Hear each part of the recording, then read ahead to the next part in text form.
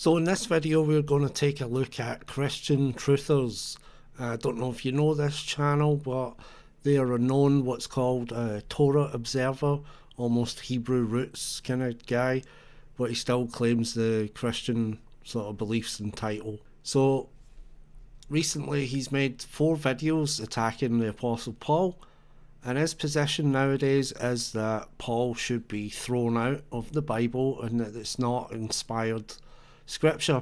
So what Justin has gone and done when he's chosen this path is he has put himself among Muslims with a lying spirit in them.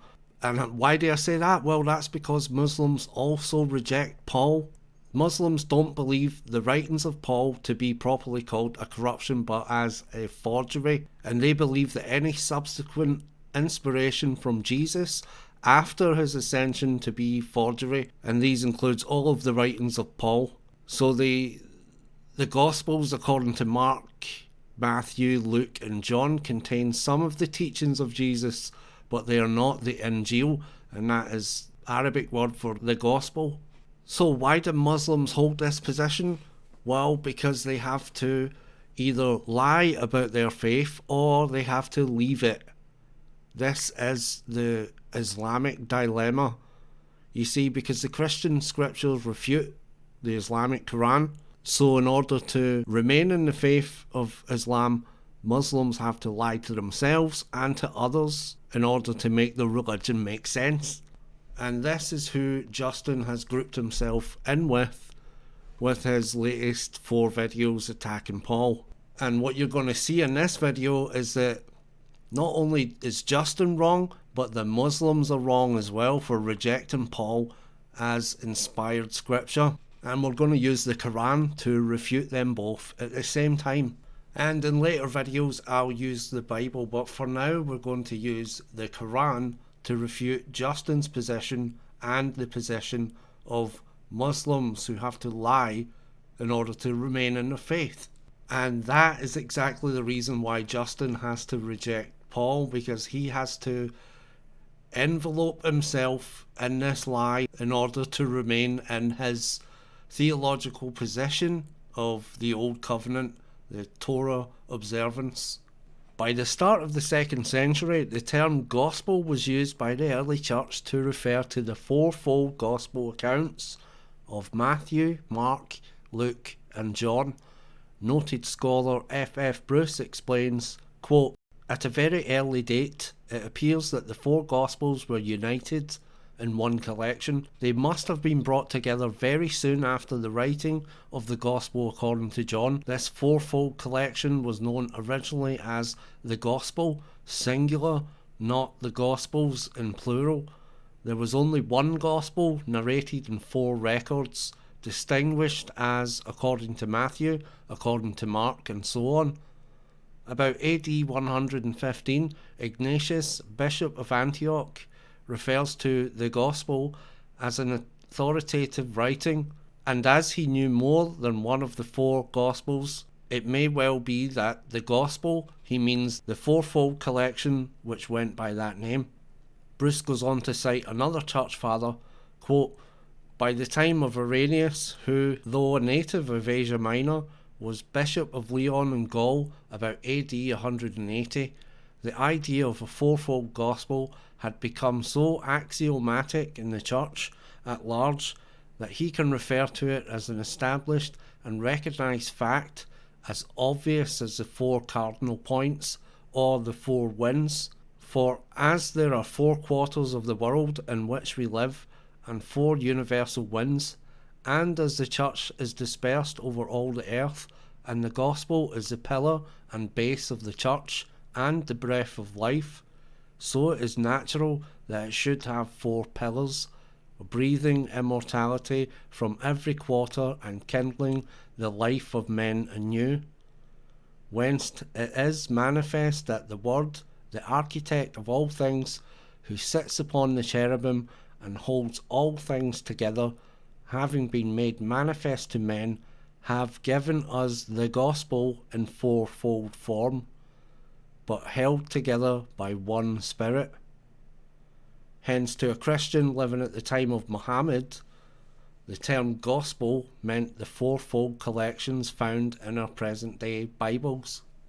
And as an additional point, which Torah observers are bound to love this one, the Gospel of Jesus is not a book, but the good news that God sent his Son into the world to atone for sin and make reconciliation between God and man. Hence Jesus is the living gospel sent to the world. Matthew, Mark, Luke and John are not 4 different gospels, but 4 different perspectives on the one gospel of God, revealed in the person of Christ. The authors, writing under inspiration, gave mutually complementary, not contradictory, material on the life and passion of Christ. This multiple attestation serves the purpose of fulfilling the requirement of the Mosaic law that by the mouth of 2 or 3 witnesses the matter shall be established. Deuteronomy 19:15. The Quran affirms the Torah that was available at the time of Muhammad and the gospel in usage at that time. And when the Quran talks about the Torah, it doesn't just mean the first 5 books of the Old Testament.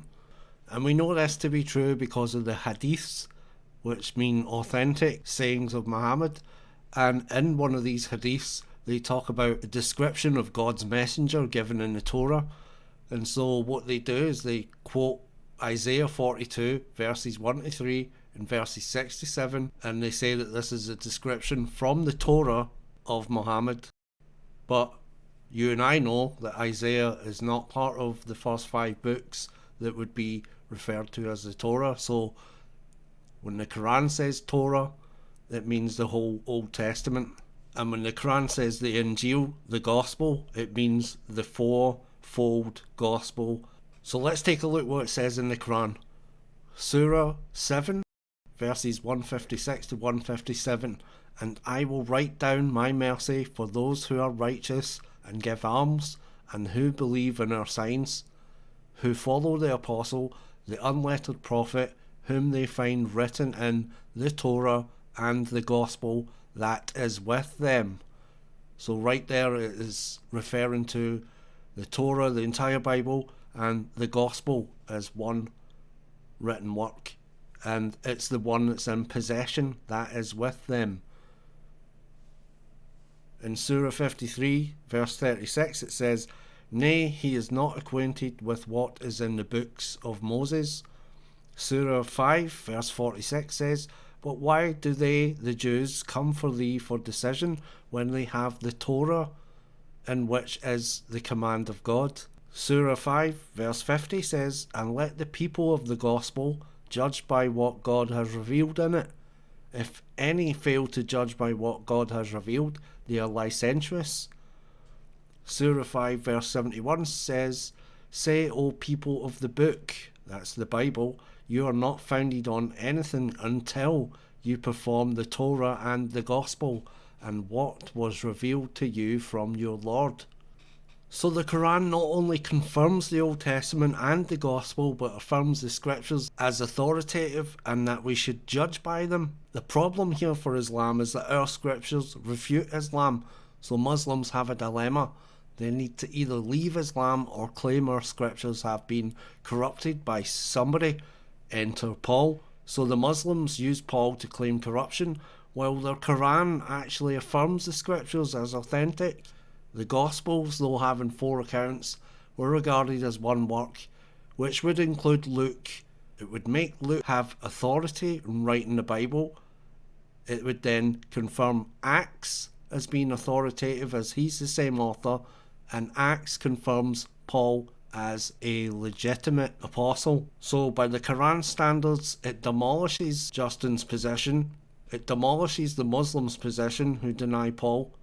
The Quran refutes Justin and affirms the Christian scriptures, all of them, because if Paul is regarded as a legitimate apostle, and that's because the Quran confirms the gospel, which means they confirm Luke, which means they confirm Acts, which means they confirm Paul as an apostle, and so his writings must also be authentic. Something to think about for a future video. Hope you enjoyed this one. Please share the video, and I'll see you on the next one.